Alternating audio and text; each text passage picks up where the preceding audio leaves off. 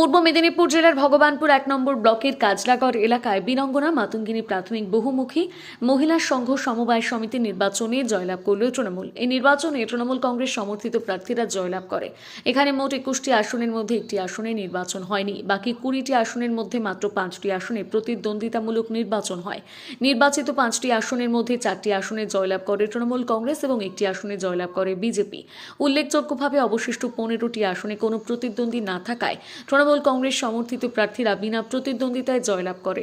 এই ফলাফলের মাধ্যমে সমবায় সমিতিতে তৃণমূল কংগ্রেসের শক্ত অবস্থান আরও একবার প্রতিষ্ঠিত হলো। এই নির্বাচনে মহিলা সদস্যদের অংশগ্রহণ এবং উৎসাহ ছিল চোখে পড়ার মতো। ভোট গ্রহণ ও ফলাফল ঘোষণার পর এলাকায় শান্তিপূর্ণ গণতান্ত্রিক পরিবেশ বজায় থাকে। ফলাফল ঘোষণা হতে আবির খেলায় মাতে তৃণমূল কর্মীরা। নির্বাচনে জয়লাভকারী সমস্ত প্রার্থীদের ফুল দিয়ে শুভেচ্ছা এবং অভিনন্দন জানান ভগবানপুর ১ নম্বর ব্লক তৃণমূল কংগ্রেস সভাপতি রবীন্দ্রচন্দ্র মণ্ডল। তিনি এদিন তার বক্তব্যে কি বলেছেন শোনাবো। এখানে মোট আসন সংখ্যা কত এবং ভোটার সংখ্যা কত এবং কত সংখ্যক ভোট পেয়ে আপনারা জয়লাভ করলেন?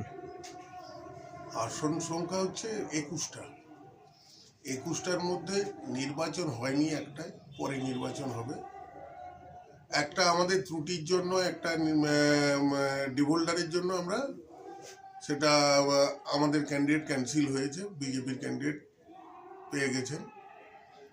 আর বাকি থাকলো ১৯টা। ১৯টার মধ্যে ৪টে আজকে নির্বাচন হলো, আরগুলো বিনা প্রতিদ্বন্দ্বিতায় জিতেছে।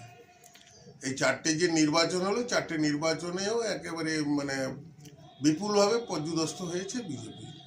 আচ্ছা দাদা, এই জয়লাভ কি আগামী দিনে বিধানসভা যে নির্বাচন আপনাদের দলের কর্মীদের অক্সিজেন যোগাবে? একদম।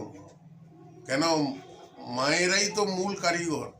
একটা সংসারের মূল লোক হচ্ছে মেয়ে বা মা। তো সেই জায়গায় আজকে মায়েদেরই নির্বাচন হলো, মায়েরা জিতলো। তৃণমূল কংগ্রেসের পক্ষে, মমতা ব্যানার্জির পক্ষে, অভিষেক ব্যানার্জির পক্ষে। তো সেই জায়গায় নিশ্চিতভাবে আগামী দিনে ২৬-এর লড়াই একটা বৃহত্তর লড়াই। সেই লড়াইতে বিরাট একটা ভূমিকা মায়েরা অবতীর্ণ হবেন।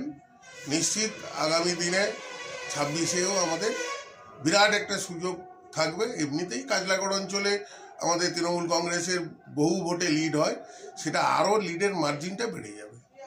এই যে মহিলা সংঘ, এই নির্বাচনের ফলে আগামী দিনে যারা জয়লাভ করলেন তাদের কি বার্তা দেবেন কাজ করার জন্য? নিশ্চিত আগামী দিনে আমাদের দিদির যা চিন্তাভাবনা, আমাদের মমতা বন্দ্যোপাধ্যায়ের যে চিন্তাভাবনা, যে স্বনির্ভর করে তুলতে হবে, তার জন্যই তো মহিলা সমিতি। প্রত্যেককেই স্বনির্ভর করে তুলতে হবে। ছোট ছোট ঋণ নেবেন, নিশ্চিত ক্ষুদ্র যে ব্যবসাগুলো আছে তারা করবেন। বিভিন্ন রকম বাড়িতে বসে যে ব্যবসাগুলো হয় সেইগুলো করবেন, করে আবার ঋণ পরিশোধ করবেন। তার থেকে অনেকটাই সংসার প্রতিপালনের জন্য অনেকটাই টাকা পয়সা বেরিয়ে আসবে। তো সেই জায়গায় আগামী দিনে ওনারা খুব সুন্দরভাবে এই সমবায়কে পরিচালনা করবে।